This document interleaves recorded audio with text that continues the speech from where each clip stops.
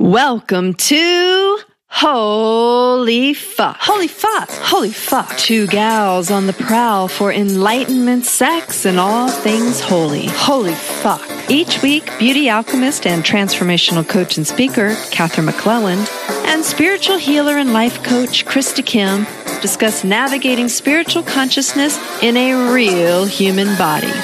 Stumbling through dating, relationships, and everyday life, all while maintaining a fucking sense of humor.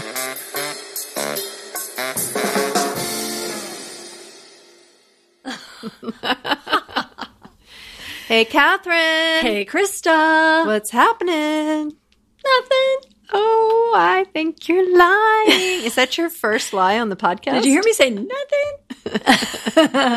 Is it my first lie on the podcast? Yes. I do not believe I lie on the podcast. Of all the things I've said, would it be hilarious for me to start lying now? Then nobody could trust me. Oh, I think what do? We kind of plead the fifth every now and then about not being willing to share something. But then we always end up sharing, probably, even if it's a couple episodes down the line, I think everything down the line tends to come out at some point when we're feeling at least comfortable or resolved inside of how we feel about it. Then we're ready to share. Sometimes. I'm not sure we always share all of it. We're still waiting on all your nicknames. I can't give the nicknames for that past one. If I give that nickname, everybody will know who it is. Oh, because everybody knows that he used that nickname for you? No, it's very language specific. Yes. And not many people speak that language. I see. All right. Well, hi, everybody out there. I guess we should say that. We're just in our own world. Hi, in our own world today. Getting into Katherine's business. So That's excited. What today is about. Yep. So, how was your weekend? That's so great. Such a great question. So, I would like to suggest that it's been longer than my weekend. Oh? It's been an entire week. Okay, so. Yes, because I think on the last podcast, maybe there was a slight introduction to it. Of Mr. L showing back up on the scene. And should we do a little recap at all of when he showed up the first time or no? Because people might be like, oh, which episode was Mr. L? Have we heard of Mr. L before? Boy, I wouldn't even know what I said way back yonder. So I'd rather let it be a little bit of a mystery. You can find Mr. L on an episode in the fall sometime. On the episode prior to this one, which means you have to go back and start at the beginning and listen to every single episode. Which anyway, good, because then they know the saga. That's true. And it is a short saga, but it's a saga. So, after we did the Sexual Transmutation episode and we got all excited, or I should say at least I got very excited. Well, no, we got excited because then we had to do Wet and Wild. And That's true. We did Wet and Wild after that. So I knew in my heart that there was only one person that I knew that would get this on as many levels as I get it on, which is physical, mental, emotional, spiritual. Like his brain could wrap around it. He would really, if he liked the idea, he would get it. If he didn't like the idea, he wouldn't. And, so he seemed to like the idea. So what you're saying is you read the article that we talked about from the book Think and Grow Rich by Napoleon Hill. Exactly. The article inspired you in a new way of thinking, and you took that information after getting very turned on, and you reached out to Mr. L. And but I wasn't at all turned on when I reached out to him. Yeah, right. So I want to put a caveat in the beginning of this podcast that I know that Mr. L is now listening to our podcast. And so I love you, Mr. L, but squirming. And he should. It's fine. And I just realized that everything I say gives him another opening to see into me in places we haven't talked about. So, well, he either gets to come into those places or run away from those places. That's right. And you know what? He either likes it or he doesn't. If he's going to run, better know that he's going to run now than... He's not a runner. I'm just saying.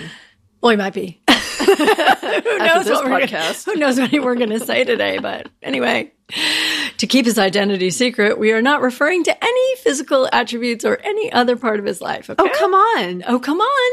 tell us your nickname. Yeah.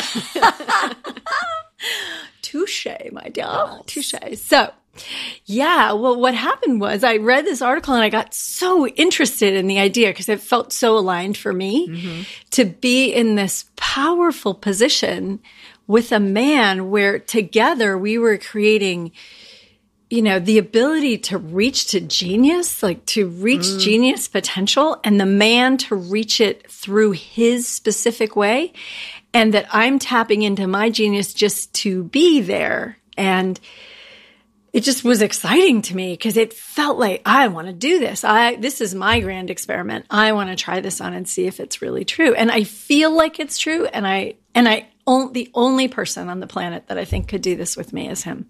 Well, what I love, Katherine, is that it seems like even just a week or two prior to us doing the episode on transmutation, I was asking you, like, come on, when are you going to start dating? Come on, like, go get laid, something, give me something. And you're like, I'm not ready. I will know when I'm ready, And then it was like, boom, like 2 weeks later, you're like, I'm ready. Yeah, and I knew I was getting ready. I could feel that happening. So I appreciate the level of synchronicity and confluence that comes in when, I'm getting ready. I want to be ready. I'm ready to be ready. Now I'm ready. And it was almost like the idea came in and supported me into being ready instead of choosing I'm ready. And it inspired you to be ready. Yeah. And it was fun to reach back to someone who I had a really interesting connection with, who I always felt like I loved his intellect, his humor, all those things really worked. And we do live a distance apart. And so it's tricky. And yet this seemed to inspire both of us. And what was super fun about it was that we were both inspired in the same. How did you reach out? How did you inspire him? How did I reach out? What did I say? Give us the deets. I know. I did. I said something. Did you send him the article? I sent him the article and I said something like, so just for anybody who hasn't listened, the article basically says, adding these 3, romance, love, and sexuality, really is a focus from the feminine to the masculine, lifts the masculine. And in the article they said man, but we're more current. It lifts the masculine to be able to reach his highest genius, altered sense of like full sense of the universe and all the things, creativity, possibility, all that stuff. Something happens and it's like alchemy for him. And I'm like, I want to be that girl. And I want to do that. So I reached out and I think what I said was something like, I can't imagine anything more fun to work on for the next 30 plus years of my life. Oh. I thought you might be interested. Are you? Whoa. And that's so brave. I guess. I think I must have been in an altered state because it just. You were. It didn't. You had already transmuted. And I had already transmuted. I think what was true, Krista, now that I think about it, is it felt so aligned for me. There wasn't any fear. And what my question was I'm going to do this. Are you the partner that I want to do this with, that's got the potential? And I'm clear he has the potential. And then the question is, are we going to do this? Because there's distance. There might be other issues. I don't even know what they are because we barely know each other. Because how many days have you seen each other total in life? Total in life, 8 days. 8 days. In 2 clumps, one Thanksgiving and 1 week. And both had challenges of different types, and yet both had really sweet and special moments. And in our connection over the last, I would say, year and a half, we've had lots of little special moments, but then there's these huge spaces in between. Right. And maybe because we never had anything to do together, like, I got something to do together. Well, yeah, you have to have something in common. And if you live across the world from each other, finding what you can do together to grow and become more close. Like, how many activities can you actually do besides, like, FaceTime sex? Well, apparently you can do texting sex. Texting sex. You can watch movies together via Skype. Yeah, you know what's really fun, too, is we have had a physical connection with each other. So we know there's attraction there. We have left, what do I want to say? Like, we didn't go all the way, which means there was like this sort of open door left of like what else is possible. So it feels like it's new, and we have some history that says is going to be all right. Right. You know, like when I went to see comfortability of whatever. Well, attraction. We know we're attracted to each other. Mm-hmm. So I had an experience this year with Mr. C, where I went to see someone who I had been really attracted to via text message and phone, and there was nothing in our personal connection, and our lifestyles were everything was different. So that is not a risk in this situation. Mm-hmm. There could be all sorts of other risks, but that one feels like we kind of know each other, what we look like, how we move, you know, whether we... It's great that you had that experience with Mr. C, because it's in such opposition to this one. It gives you like the two different spectrums. It does. It does. Which you couldn't see necessarily in the moment, but now in hindsight. Yeah. Oh, you always love those moments you're being rejected. Those are my favorite. I have no idea what that is like. Yeah, you've never had that experience. Have any of you? Hello, listeners. We're going to actually pay attention to you for a second. Have you anybody ever been rejected out there? So it's tricky, and especially because when you're in a long-distance situation, you just don't know what's really happening. And Krista and I were talking about texting earlier, which is really funny. And I was saying that the statistics are that 7% of communication is the words. Which is very challenging for Golden Eyes and I, because even though we don't live that far away from each other, but we live far enough away that it still feels long distance. And it is long distance. The amount of time it takes in order to schedule and get everything arranged just to see each other for a night, it's a lot of work. And so it would be the same amount as if, you know, I was flying around the world.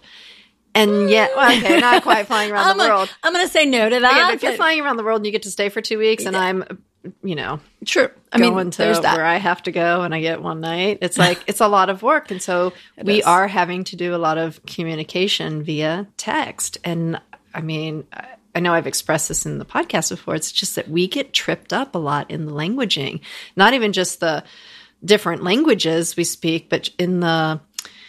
and really choosing our words carefully.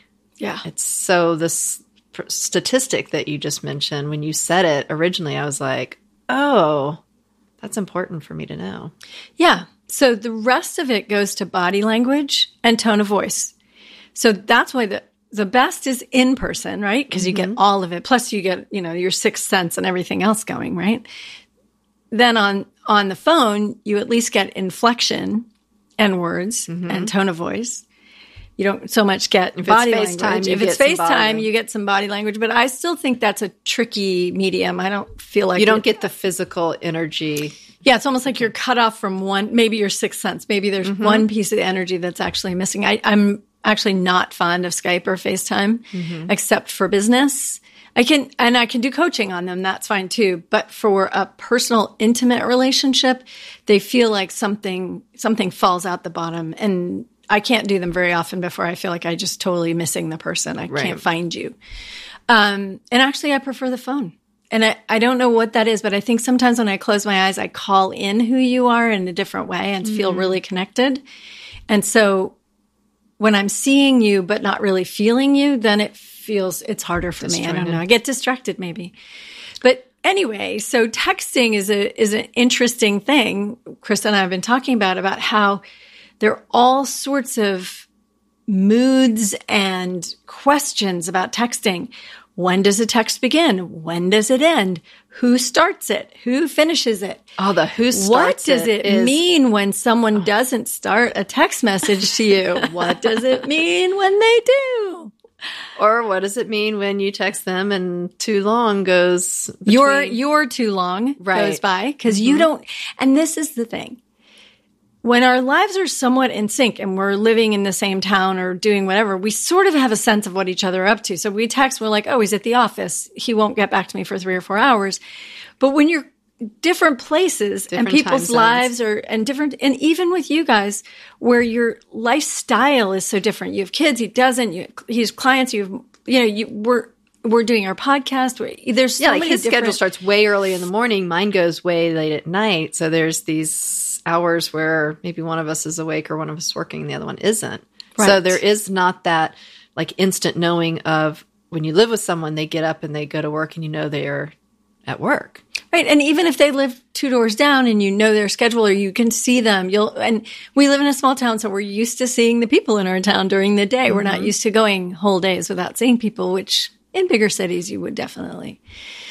But the point we're making is that it's so easy to misinterpret from not even what's in the text message, but does the person text message or don't they? And what does it mean when they don't? And because when I'm feeling really good about myself and really solid with who I am and confident, the texts come across in a certain way. It's like they don't bother me. because they're projection. Yeah. When I'm feeling scared or depressed or whatever I'm feeling, if I could take that same exact text message and it would mean something completely different to me. This is such a great lesson for all of us. And again, if you're going to engage in texting relationships, which most of us are right now, because we can't talk as much because we are in public places and things, we're going to be texting. We're going to have to watch what's going on with us as we receive the text message. Now, I can tell you that this week, I've never had so much fun with text messages.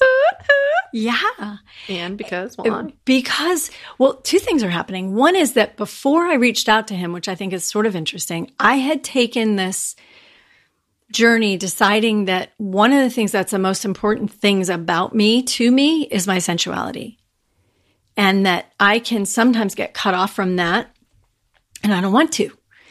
So what I had started to do was really kind of bathe myself in my sensuality every morning when I woke up as part of my spiritual practice, as part of who I am. And that's, I think, why reading this article spoke to me, because as the feminine, as the woman in this partnership, what I was being called to do was be as sensuous and as loving and as sexual and as supportive and as romantic as I could primed. be. I was totally primed. It was like somebody just got me all ready and then threw the book at me, so to speak. They threw the book at me.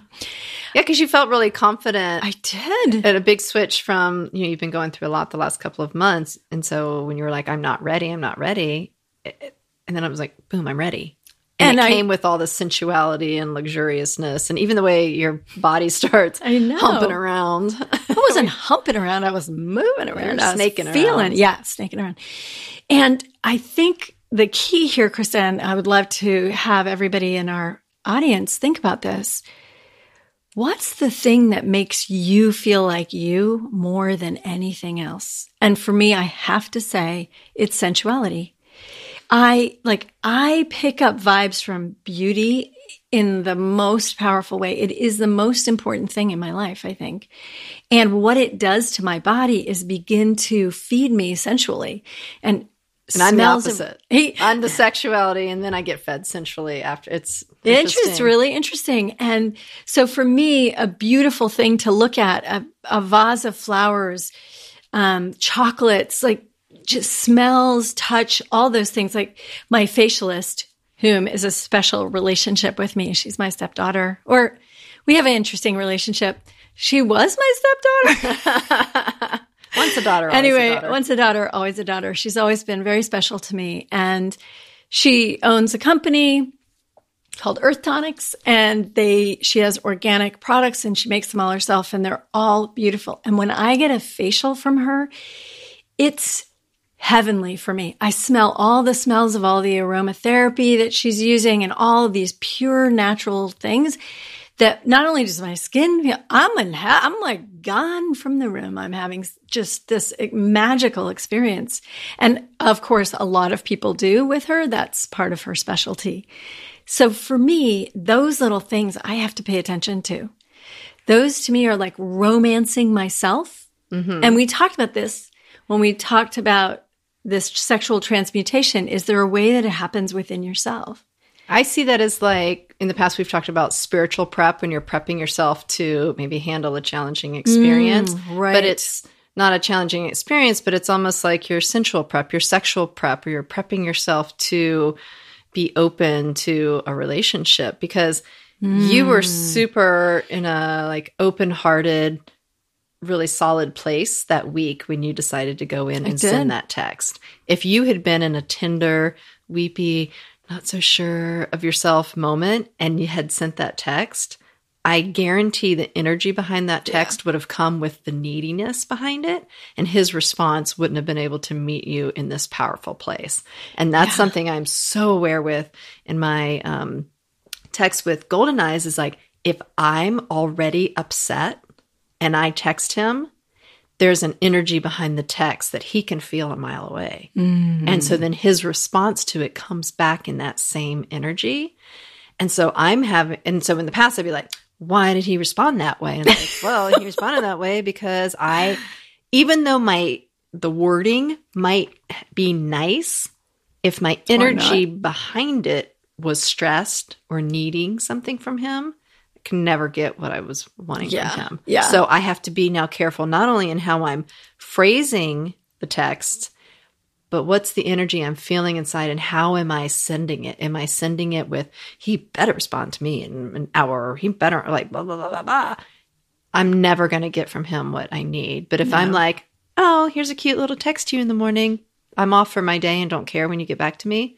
Never fails. He responds right back. And I don't have to wait the entire day just because I didn't need it from him. Yeah. So what we're talking about is that text messages move on energy. And yes, the 7% of communication is words. So we're saying that on a text message, 93% of it is your energy. Mm-hmm. You know, there are some very funny examples of this online. Key and Peele. Have you ever seen their Key and Peele about miscommunication in text messages? Oh, maybe. It is so funny. So everybody go look at that. If you haven't seen it, it's so worth it because you really get to see the two people with different intentions and how what they're bringing to it makes what they think is going on until one of them is ready to kill the other and one of them's thinking they're meeting for dinner. And it's last week. Remember last week? So Golden Eyes and I were having like a little miscommunication problem and via text, surprise, surprise. And he texts me and I come over to Catherine's house and I'm like, he just broke up with me. And she's like, what are you talking about? I'm like, read this text. He totally just broke up with me. And you read it and you're like, I don't know, Krista, if that's the truth or not. I'm like, oh, I know. You were very convinced. Yeah. And so I responded to him with like, hey, can you clarify what your text means? And then he didn't respond for like 12 hours. So I had to go 12 hours thinking that he had broken up with me, not having really any idea why. And then the next day he calls, he's like, hey. I'm like, what do you mean, hey? Like, you just broke up with me. I've got my whole assault situation set up here for you to walk in the door. I haven't told him that that's what I thought about the text. So he still has no idea that like that's how powerful those texts are and that we have to be really careful about them. So everybody pay attention to this. Pay attention to yourself and how you feel when things come in. So the truth is, one of the things that Krista and I have learned a long time ago is that no one can actually affect yourself. Right. So you choose whether you're going to lose it. So you go into a situation where you feel scared or less than or hurt or not 100% strong, and then you give people the gunpowder essentially to hurt you because they can, when you feel like that, no matter what they say, they're probably going to lose. And spiritually speaking, so from that experience, if I'm calling forth like needing to believe that he broke up with me, well, there's that. It's like, why did I have to go to that place? Just so I could prove to myself that he was going to leave me again? It was like some stupid story that was caught in my head. And I chose for those 12 hours to believe it. Right. And the good news is we got a chance to break that up a little bit by talking about it. So you weren't in agony for those 12 hours, but you still were worried. And for me, what I've noticed in the past and sometimes even more recently is I get into this conversation inside myself about who cares more by how they text or when they text or if I text or if I'm being too masculine or too feminine, or I only get there when I don't feel 100% myself. If I'm having a conversation inside myself, Byron Katie said this amazing thing. I heard her say one time, she said, why don't you go looking for the evidence that he loves you versus the evidence that he doesn't love you? And I realized that in the past, because of the structure of my life and the way I interpreted everything that ever happened to me, I was always looking for evidence that I wasn't being loved, and I got to create that situation. And that's the exact same thing happened. That's why I was about to say Mr. Golden Eyes. That's why Golden Eyes actually were in the middle of that strange text communication, was because I got upset with him because he didn't do something for me.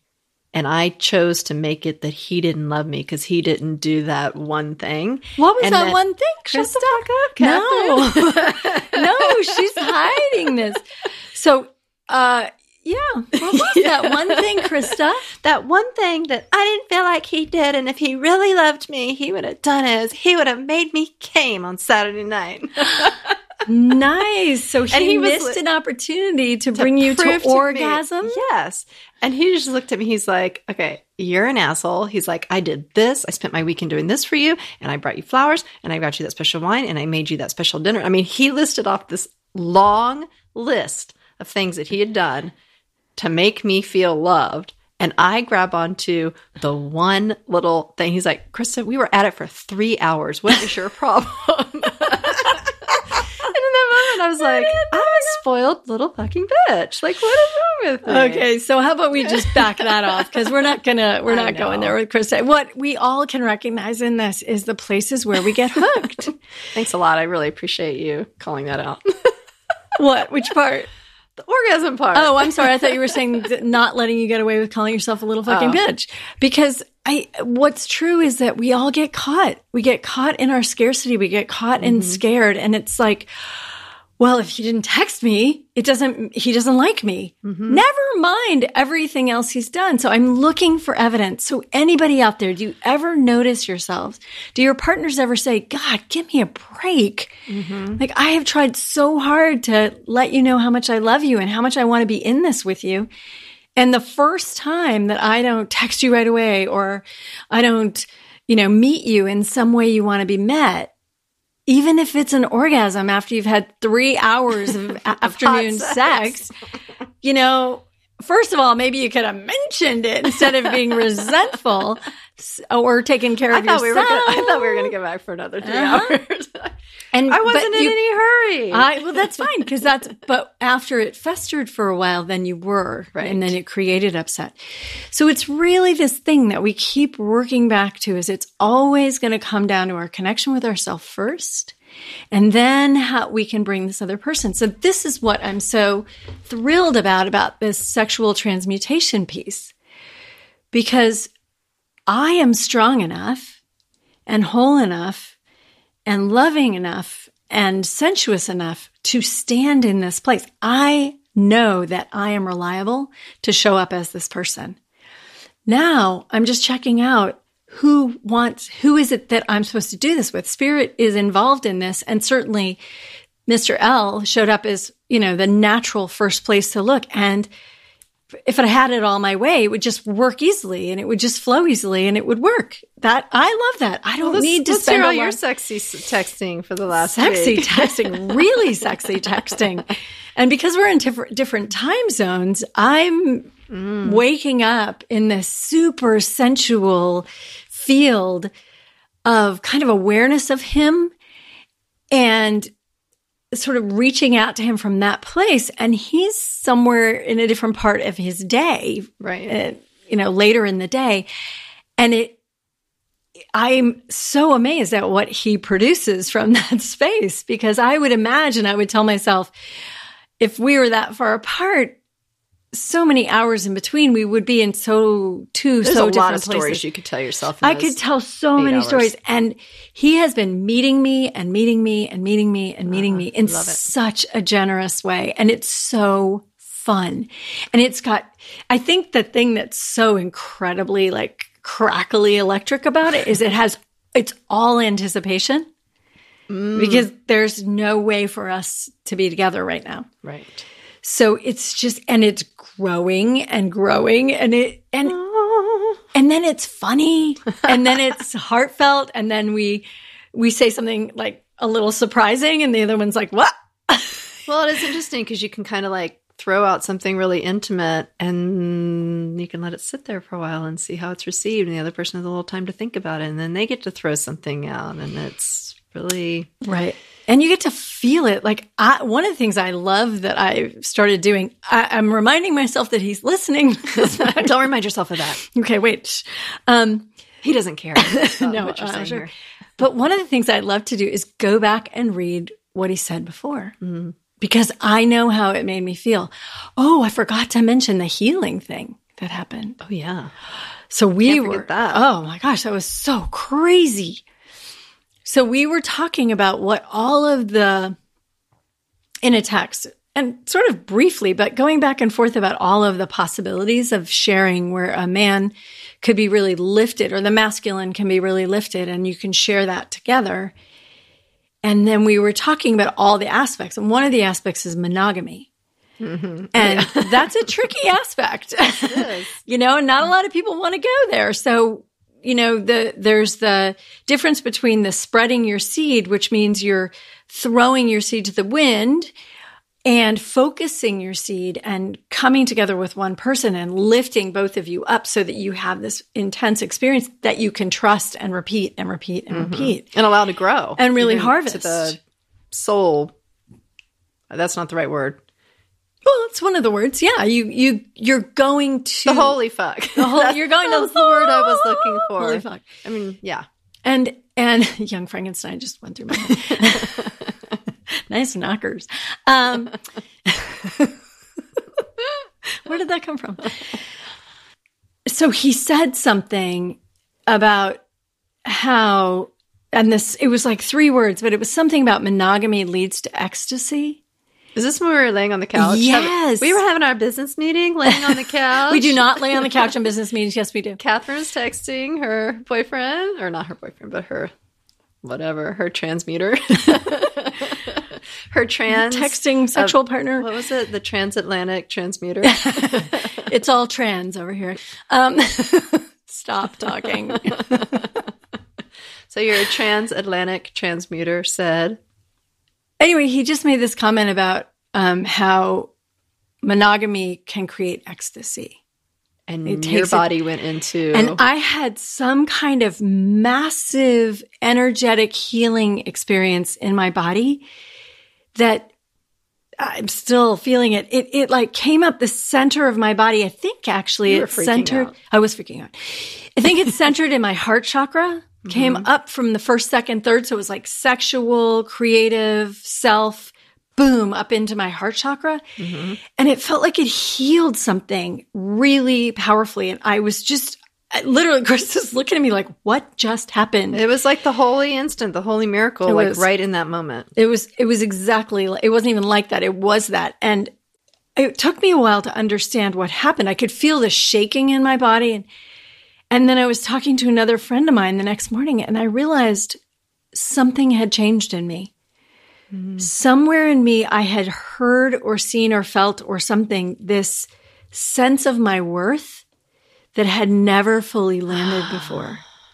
Oh, think about it though. Like some man is talking about monogamy for you. Like you are valuable enough for someone to say that to you. Mm. And just to be clear, I'm not sure he was saying it to me because we were talking about it in a general way. But I think my body took it as if he meant it to me. Mm-hmm. And I don't know if he did. And what I want is ecstasy. I'm sorry, I'm so signed up for ecstasy every day, 100 times a day. I don't care. And this whole thing feels like ecstasy to me. Just being on that vibrant edge of taking chances and being real and being vulnerable and stepping out and touching another person. We're still nowhere near each other. Yes, but you can't get to ecstasy and all of that without the vulnerability. And you guys are going there, whether it works out or not. It's not what it's about. It's about expanding yourself, expanding your heart, and expanding the trajectory of where you want to go and you're loving. I think, Krista, what it was I think the truth was spoken. Mm-hmm. Like when he said monogamy creates ecstasy, inside me it was just like, yeah. all of the stories I tell myself about how I don't need to be monogamous and I can have lots of boyfriends and I can be an ethical slut, that may be true for some people. But for me, I finally realized that this is what I want. Whether God had spoken. It was like God had through spoken. A text. You got a text from God. I got a text from God through Mr. L. And Mr. L probably doesn't even remember he texted you. Oh, no, I told him it blew me away. I was like, this blew me away. He's probably like, why am I texting this to this lady who's across the world? Who is making me making me do it? I'm not going to push send. Oh, my God, I just pushed send. Yeah. And this, so what happened the next morning was I had this experience. I sent a text. He didn't respond right away. I was doing something else. And all of a sudden I had this thought, oh, he hasn't responded. And I had this completely different feeling of he cannot reject me. Mm-hmm. It was the most surprising thought I've ever had. Mm-hmm. It was the most balanced thought I've ever had in a relationship. No matter what he does, and that means he could physically walk away from me, but he cannot reject me. That means I'm not rejectable. In my life, up until that moment, 5 days ago, I was rejectable. Right. People have rejected me. But after that healing, this is what's so weird, everyone, is healings come from the universe when you're ready. And all we can do is prepare, and then boom, something comes in. So I am definitely an open vessel at this moment. I'm wide open and I'm giving and I'm finding ways to be vulnerable. And this thing happens. And it is such joy to not be rejectable. And that's the part that you can hold on to when you've maybe sent that intimate text and he doesn't respond for 8 hours. Like that's your baseline now of he cannot reject me. Right. No matter how long it takes for him to get back. And having that reference point, I can always tell now if I'm out of sync with myself. If I actually think he can reject me, if I get worried, like this place gets tricky in relationship. If you worry about losing the other person, you're not being yourself anymore. Therefore, you're probably going to lose the other person. Right. So it's that really, really delicate balance. When I start thinking that, oh no, I might lose this person, he becomes more important than me. Right. And now I'm rejecting myself. So having had that experience, now if I start to feel that way, like wobbly sometimes, which I'm sure will happen. We're human, so I'm going to feel wobbly. I can have the reference point of, oh, right, I've already felt that he can't reject me. Let me get back to myself. Let me prepare myself again. I'm in the moment of rejecting myself right now. I am rejecting myself. This is my projection. Mm-hmm. And even if he chooses out of whatever we're doing, he cannot reject me because I'm not available to be rejected. Mm-hmm. He can choose away from me. He can never text me again. He can make all sorts of choices. I please would like him not to. Mm-hmm. But... well, it's remembering that we are always creating the exact experience that we need, want, or desire. Right. And so if we are constantly creating rejection, then that's I've done a little of that. I've done a lot of that the last 6 months for sure. And it's like, and so I'm in even this last week. So I was perpetuating that story. I was doing that. Yeah. He was not rejecting me. He was doing all of these things to show that he wasn't. And my story was he was. So what had to happen? More like all these things that I built the story in my head. And it's he just looked at me, he's like, when are you going to stop? And I was like, I don't know. Like I want to, but there's this side of me that just kind of goes crazy. Krista's eyes are bugging out of her head. She's like, I don't know when I'm going to stop. And that's one of the things that we have to count on our partners for is, hey, I think you got a little crazy going on. Well, I do think it's cyclical too. And this is what I've been really looking at right now. It's because I noticed that when I'm in this week of like ovulation, I am super sensual and sexual and brave and courageous and so full of, I don't know, just like, yeah. And like nothing can hurt me. And then after that 1 week, it's this like slow decline of like, oh, now my feelings are getting hurt and now I need more and I'm more tender. And then there's like the couple angry day phases. And it's like, right. But what I've noticed is that my brain on certain days, and it's probably right before my period starts, it's like the thoughts in my head are so loud and they are so strong that I can listen to them and be like, I know I sound crazy right now, and yet it feels so true what I'm thinking. And I don't know how to get out of it when I'm going through that time, because I know from the outside, I sound insane. And then when I come out of that and I start my period and a day passes by, all of a sudden the sunshine comes out and I'm, hi, I'm back. And, by then I have to do the cleanup of like, all the damage I've done and all the things I've said over the last couple of days. And so I'm just really, really, really aware of that. Yeah, it's a huge thing for all of us women and for men too. Like your fluctuating hormones are just as impossible for you sometimes as ours are for us. But ours are on a cyclical pattern. And, it is sort of a joke, and it's a little bit disrespectful when we joke around about, she's such a bitch before her period, or you must be on your period because you're such a bitch. Those kinds of things are fairly disrespectful because they're not really honoring the cycle. Mm-hmm. And the cycle kind of means we need to be, I want my partner during that part of my cycle when I start getting scared or fearful, or I want them to come in and hold me tighter and be like, I know you're going through this time and this feels really true for you. And I love you. You're safe. Breathe. Relax. I'm here. We're safe. Go to bed.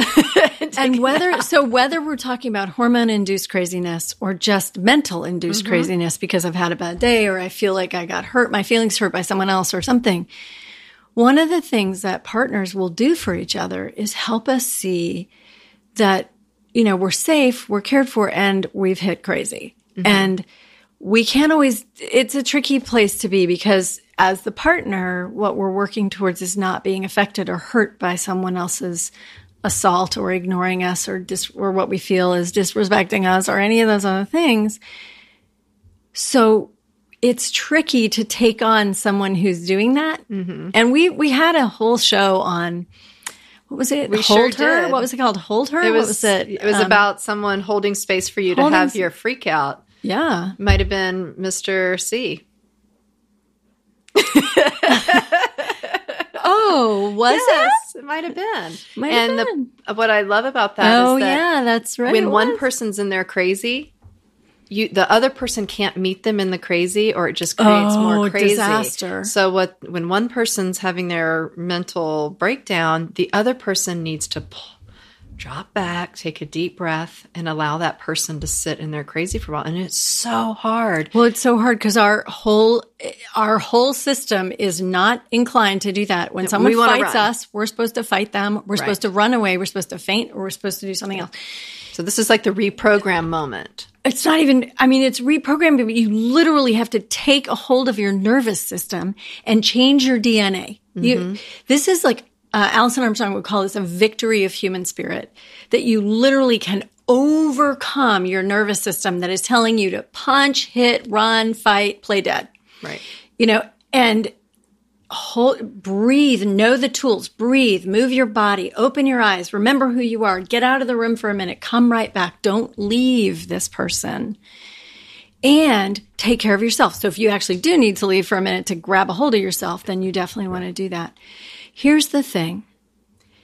If we do this for each other, we create vast fields of loving and compassion and kindness, because we start to show up in a place where someone who's hurting isn't discarded, they're not isolated, they're not attacked, even if they're attacking, because we know it's not the truth about who they are. We know the truth of who you are is always your highest expression of yourself. When you've gotten pushed off to the side, thrown off the back of the truck, whatever it is that's happened to you and you're hurting, you do need care. You don't need someone to talk you out of it. Yeah, this is the moment of like needing someone to remind you in that moment of who you truly are. On the times when you've forgotten that you're a divine you do child. need that, Krista. But I think the first way we remind someone is by meeting them. So the holding of someone, the holding space for someone. If they won't let you touch them, then just stand there and be with them in that crazy, But in order to do that, you have to be able to see them in your head as they're divine, they're perfect, they're having an experience. This is a perfect experience. They're whole, they're complete, they're perfect. And it's also for you. That's the other thing that we need to remember is any experience that we're bringing in is always for us also. Right. So we're expanding. Can you imagine how incredible it's going to be when people on this planet can hold space for each other and really make this massive step into, I would say, evolution, where our brains can hold space. We can be in our prefrontal space. I call it the field, which is where all things are beautiful. And I follow that from Rumi poetry, where he steps into the field. But there's lots of different names, including the prefrontal cortex, of places. You have to draw your energy in there and be held there while you extend that kind of loving. Course in Miracles would call it charity. The word charity is defined by being able to see the highest in someone else, whether they're behaving that way or not. Right. And that's where the healing comes from, because they lift to you. You don't drop to them. And it's not because you're better. It's because in this moment you have access. You have the opening. So on that note, I just want to say that this exploration with Mr. L is fabulous. It's so exhilarating to be in a place where you feel like you're at home. You feel like you've chosen something that's completely you, and you're having fun expressing it. And it doesn't matter if the other person leaves it or doesn't leave it. You're whole. You're stepping into what's true for you. And someone else, you'll be met with whoever's meant to meet you. If there's a lesson here other than we're going forward with this, that will show up too. God, I hope this continues. Oh, me too. I'm so excited. It's so fun. Happy and juicy and laughing all the time. And I love how excited you are. I am. And I think he's really a great match for this. And, as long as we don't derail ourselves somewhere along the line, which is always possible. It'll all be good. All right. So, I fuck can't you guys. wait to Here we go. hear how the saga continues. Saga continues. All right, everybody. We love you so much. Spread the love. Spread the love. Spread the love. Bye. Bye. Do you want the opportunity to see the gals of Holy Fuck in person? If so, go to holyfuckpodcast.com and join our mailing list so you can find out when and where these goddesses will be transforming lives next. And yes, I know, I'm talking about myself in third person. Open your browser, type in holyfuckpodcast.com, click on mailing list, and give us your most trusty email, not that bogus one you give to Walmart. So sign up now. Not tomorrow. Now. Now. Thank you.